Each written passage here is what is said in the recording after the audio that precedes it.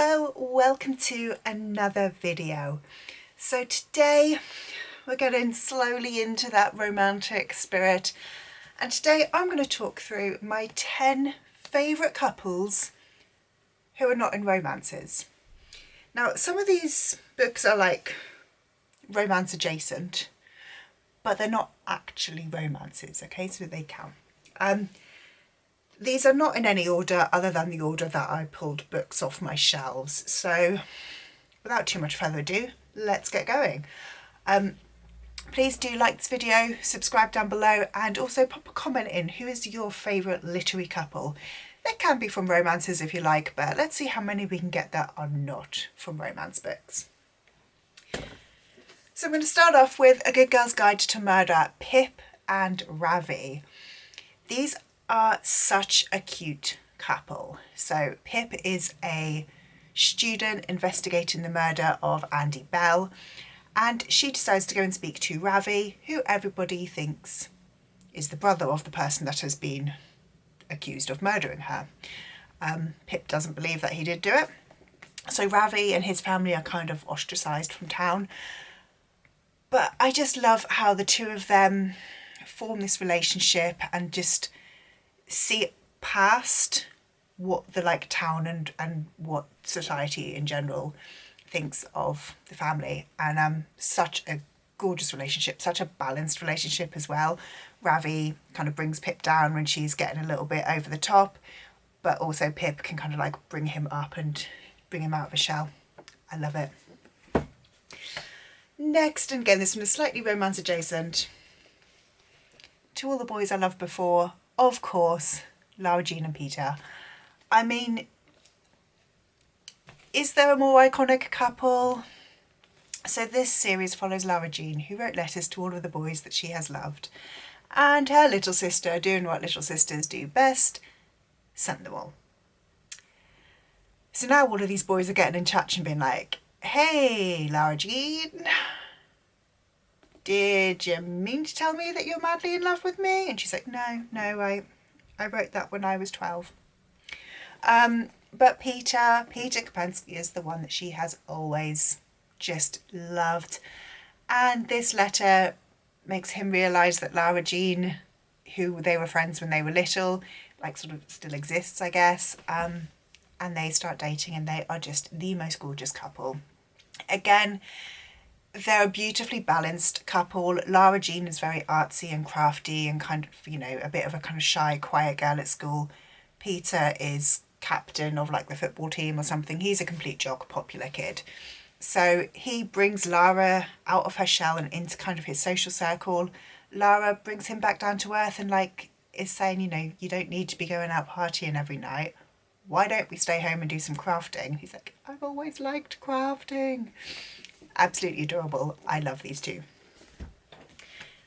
So my next couple that I want to talk about don't really feature in this book, but it's book one of the series, Percy and Annabeth from the Percy Jackson series. Oh, they're so adorable. So in fact, in book one, they kind of don't really like each other, which is where their nicknames of Seaweed Brain and Wise Girl come from. Wise Girl is honestly the worst pet name ever. I really feel like Rick Riordan has been kicking himself ever since he originally penned that and has been like, why didn't I come up with something better? Wise Girl? Absolutely shit.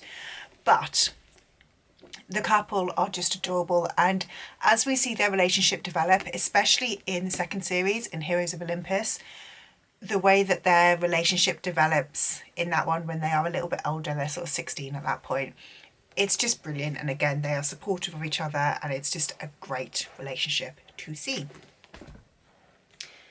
Moving away from the YA and middle grade there, Seven Husbands of Evelyn Hugo, and the relationship that I want to talk about in here is Evelyn and Celia.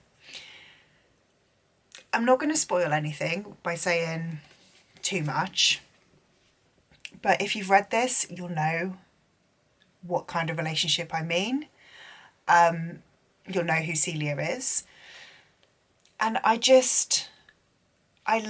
what I love about this one is how, yes, Evelyn had all of these husbands, but they all served a purpose. They weren't necessarily the love that she was looking for.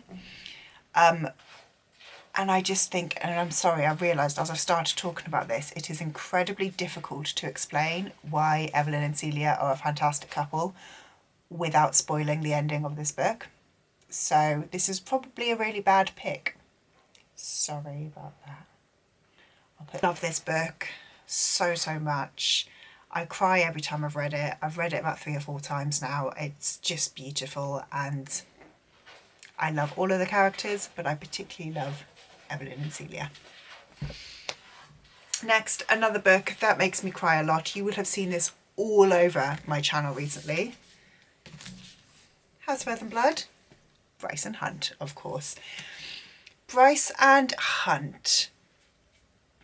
I feel like they are the strongest Sarah J Maas couple, one, but they're also one of the strongest couples in fantasy, because quite often fantasy couples, especially fantasy romance books, the couple, their only purpose is to A, have sex and B, drive a romance plot, or B, save the world.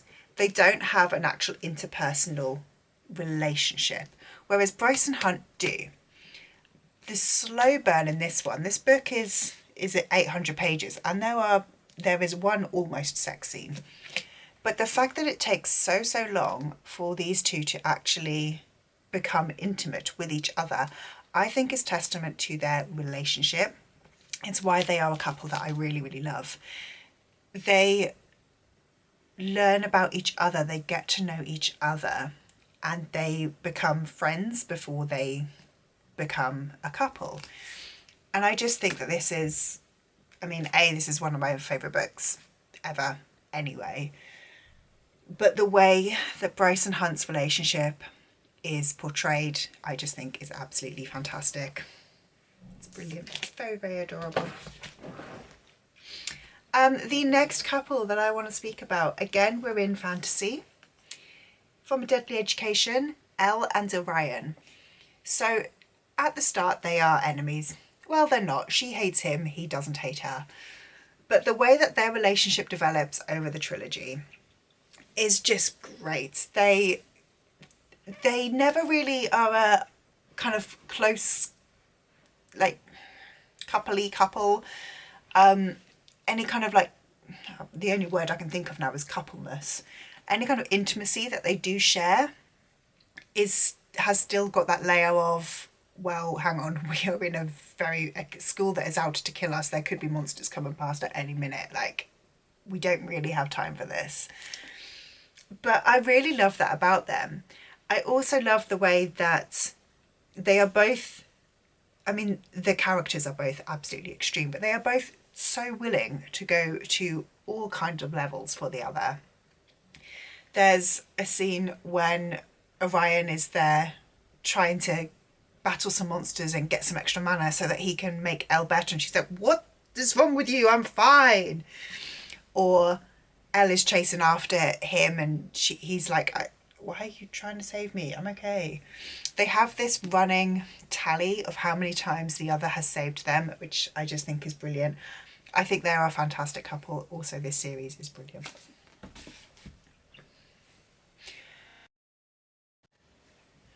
So next couple that I absolutely love, who are not from a romance, is Scarlet and Wolf from the Lunar Chronicles. So this is book 2 in the Lunar Chronicles.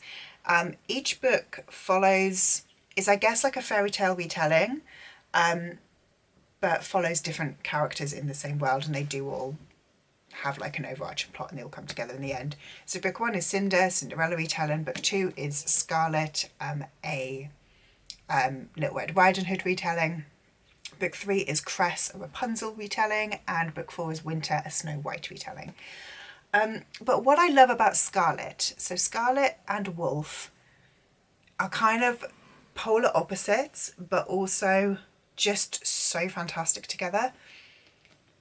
Scarlet is badass. Scarlet will fight, will punch first and ask questions later. Scarlet is going to look out for herself and is going to be, she does not need anybody to help her. Wolf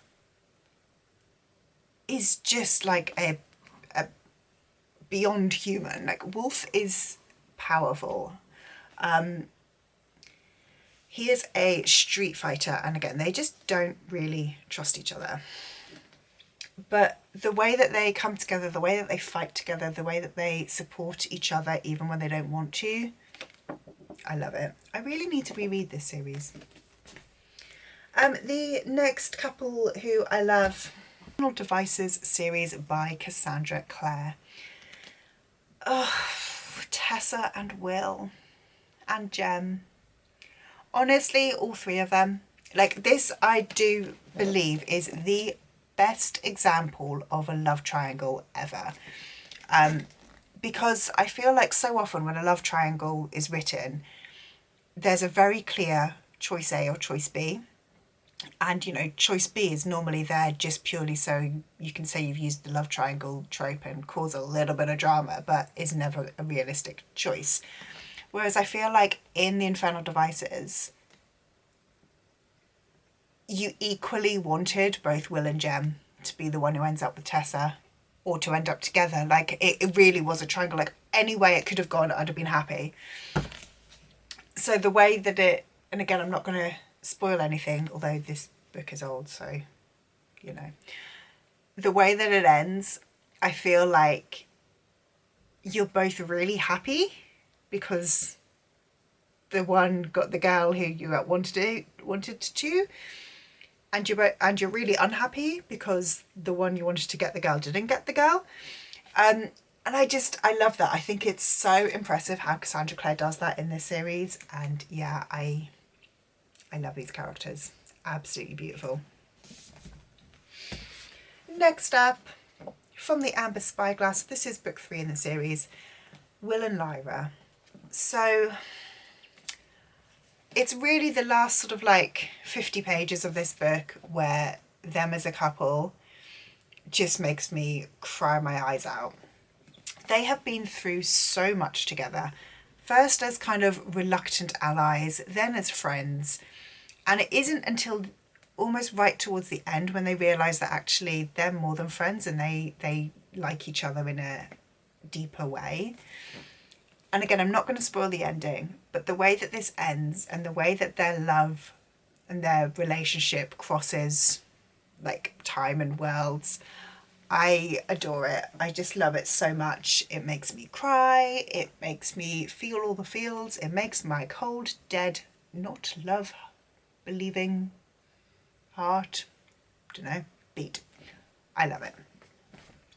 Finally, I can't talk about romance couples, about couples that are not in romance, without mentioning Pride and Prejudice, Elizabeth and Darcy.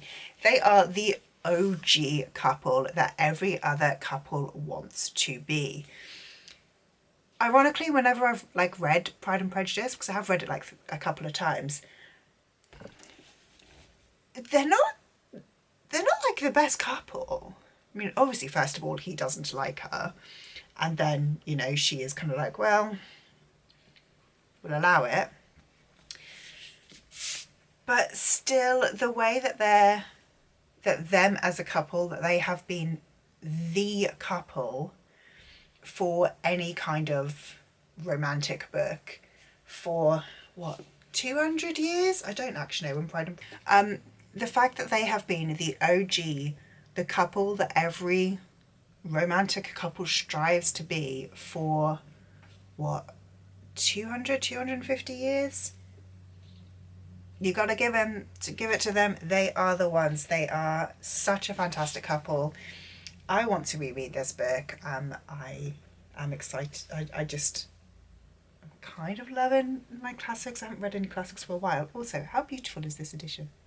Let me know if you'd like me to show you my classics. I've got a collection in this binding, which if you would be interested in seeing, let me know. So these are my top 10 couples from stories that are not strict romances. I'm going to put them down because they're heavy. Like I said, let me know down below who your favourite couple from a story that is not a romance is. If you agree with any of my couples, if there's any that you disagree with.